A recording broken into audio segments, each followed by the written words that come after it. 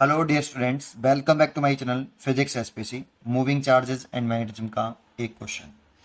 Magnitude and magnetic field at point P due to a current carrying wire starting from, important word है, starting from origin and extended along Y axis. देखो, start यहाँ से हुआ है तो ये and तो पता है, और एक्सटेंड किया है वाई में, तो ये सेमी इन्फिनिटी स्ट्रेट वायर हो गया, सेमी इन्फिनिटी स्ट्रेट वायर हो गया। इस पॉइंट पे मैग्नेटिक फील्ड पूछ रहा है, इसमें कौन सा फॉर्मूला यूज करना है उसको पहले मैं यहाँ समझा देता हूँ। देखो, सबसे पहले मैं फाइनाइट लेंथ का फॉर्मूला हमें याद होना चाहिए। फाइनाइट लेंथ का करंट कैरिंग स्ट्रेट वायर हो, उसके लिए फॉर्मूला देख रहे हैं। जैसे कोई वायर है, ये एक एंड ये रहा और एक एंड ये रहा, और इस वाले पॉइंट पर मैग्नेटिक फील्ड पूछ रहा है। तो B इक्वल टू होता है, due to finite straight wire की वजह से फॉर्मूला जो होता है B equal to mu naught upon 4 pi I, wire में फ्लो करने वाला current, over R. Name important होते हैं, सिंबल इंपॉर्टेंट नहीं होते। आर क्या है? जिस पॉइंट पर मैग्नेटिक फील्ड कैलकुलेट कर रहे हो उस पॉइंट से वायर पर परपेंडिकुलर ड्रॉ करो। परपेंडिकुलर डिस्टेंस है वायर से, तो परपेंडिकुलर डिस्टेंस है, इंपॉर्टेंट है। एक फिर multiply sine theta one plus sine theta two. अब इसमें थीटा वन थीटा टू कौन से हैं? इस पॉइंट पी को, जिस पॉइंट पर हमें मैग्नेटिक फील्ड निकालना है, इस पॉइंट पी को वायर के एक एंड से ज्वाइन करने वाली लाइन, और इस परपेंडिकुलर डिस्टेंस के between anti clockwise, sorry clockwise angle दिख रहा है। यहां से मेजर करना शुरू करते हैं, हमेशा परपेंडिकुलर डिस्टेंस से एंगल मेजर करेंगे, और इसको दूसरे एंड से ज्वाइन करने वाली लाइन, और इसी परपेंडिकुलर से मेजर करेंगे ये थीटा टू। ये क्लॉक हो गया, ये एंटी क्लॉक हो गया। ठीक है, ये एंगल कौन से लेने हैं उस पर ध्यान देना है, आर पे ध्यान देना है। ये फॉर्मूला होता है भाई, लेकिन ये फाइनाइट स्टेट वायर का होता है। अब इसमें फिर अगर हम सेमी इन्फिनिटी वायर की कहें, सेमी इन्फिनिटी वायर, तो इसके दो केस हो सकते हैं सेमी इन्फिनिटी वायर के। पहला केस कि मान लो ये आपका सेमी इन्फिनिटी वायर है, ये एंड तो इन्फिनिटी तक गया है, ठीक है, ये एंड इन्फिनिटी तक गया है, और ये एंड ये रहा, एक करंट कैरिंग वायर हो गया सेमी इनफाइनाइट। ये एंड पता नहीं कहाँ तक गया, इनफाइनाइट तक गया, और ये एंड ये हमें पता है। तो जो एंड हमें पता है वहां से आप एक वायर के परपेंडिकुलर एक लाइन ड्रॉ कर लो। जो एंड पता है वहां से पास कर लो। इसी लाइन पर अगर मैग्नेटिक फील्ड पूछ रहा हूं, इस लाइन पर जो एंड पता है उसके, जो एंड पता है वहां से वायर के परपेंडिकुलर लाइन ड्रॉ करिए, और इसी लाइन पर अगर मैग्नेटिक फील्ड पूछता है तो ये डिस्टेंस हो गई परपेंडिकुलर डिस्टेंस आर। अब सोचो, इस पॉइंट को एक एंड से मीट करने वाली लाइन थी ना, तो इस पॉइंट को एक एंड से मीट करने वाली लाइन के बीच में कितना एंगल? पॉइंट को इस एंड से मीट करने वाली लाइन और आर के बिटवीन एंगल कितना? सोचो, तो थीटा वन हो गया 0, और इस पॉइंट को इससे मीट कराना है, तो ये एंड यहाँ नहीं है, ये एंड पता नहीं इन्फिनिटी तक गया है। सोचो, अगर इन्फिनिटी तक गया है तो कैसे मीट कराएं? हमें एंड मीट कराना है। अगर ये एंड यहीं होता तो मीट करा दिए थे ऐसे, लेकिन ये इन्फिनिटी तक गया है तो कैसे मीट कराएं?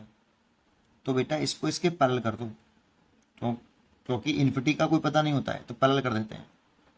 अब ये दोनों इन्फिनिटी पर हम मीट करता हुआ मान लेंगे, है ना। तो ये आपका एंगल हो गया कितना? Theta two 90 degree. और इस वाले पॉइंट पर, इस वाले पॉइंट पर जो मैग्नेटिक फील्ड आया बी इक्वल टू, इसमें पुट कर दो, तो mu naught upon 4 pi I upon R आ जाएगा। थीटा वन 0 है तो साइन 0 0 हो गई, और साइन 90 के लू 1, 0 + 1 1 हो गया, तो सॉल्व करने पर ये आ गया। एक केस तो ये है। दूसरा केस क्या होता है कि ये आपका फिर सेमी इन्फिनिटी वायर, ये एंड हमें पता नहीं है और ये एंड हमें पता है, लेकिन अब जो एंड पता है इस लाइन पर मैग्नेटिक फील्ड नहीं पूछ रहा, कहीं और ही पूछ रहा है। जैसे यहाँ पूछ रहा है, इस लाइन को छोड़कर कहीं और पूछ रहा है, जैसे यहाँ पे पूछ रहा है, तो आर तो परपेंडिकुलर डिस्टेंस इसी से निकलेगा बेटा। ये तो आर तो परपेंडिकुलर डिस्टेंस, तो आर तो ये हो गई बेटा आपकी परपेंडिकुलर डिस्टेंस। अब इस वाले पॉइंट को इससे मिलाएंगे एंड से, तो ये मिला दिया मैंने, और ये एंगल हो गया आपका थीटा वन, और थीटा टू देंगे तो इसको इससे मिलाएंगे, लेकिन ये एंड कहाँ पर है? इन्फिनिटी पर है, तो मीट कराएंगे तो पैरेलल लाइन बना लेंगे, तो थीटा टू हो गया आपका 90, और ये वाली वैल्यू इसमें डाल देंगे।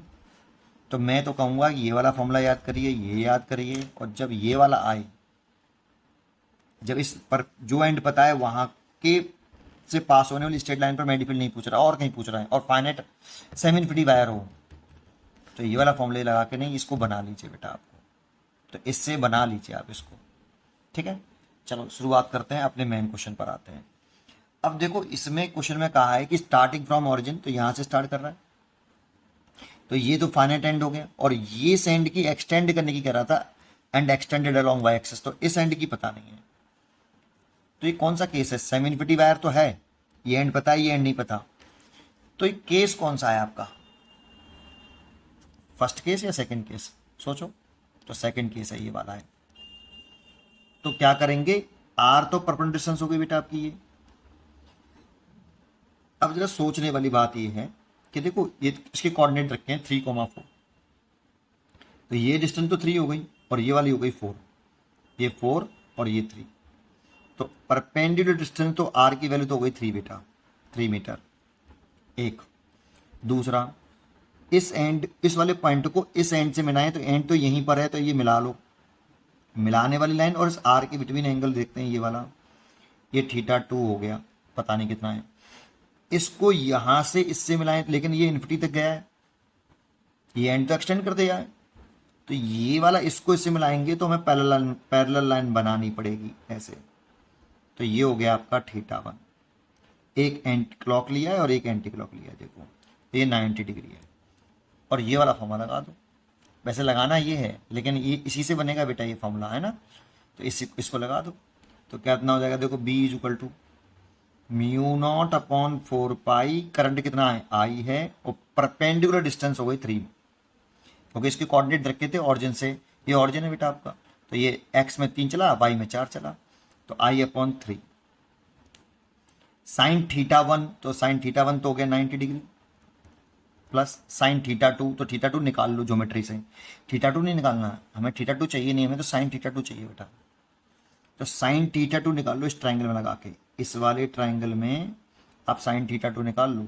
देखो ये 3 है, और ये वाली हाइट जो है 4 है, ये 4 है बेटा, क्योंकि ये 4 तो ये भी 4, तो ये पाइथागोरस लगाओगे तो ये 5 मीटर हो जाएगी, और साइन θ2 निकालें तो परपेंडिकुलर बटे हाइपोटेनियस होता है, तो परपेंडिकुलर हो गया कितना 4, और हाइपोटेनियस हो गया 5, इसकी वैल्यू गई 4/5।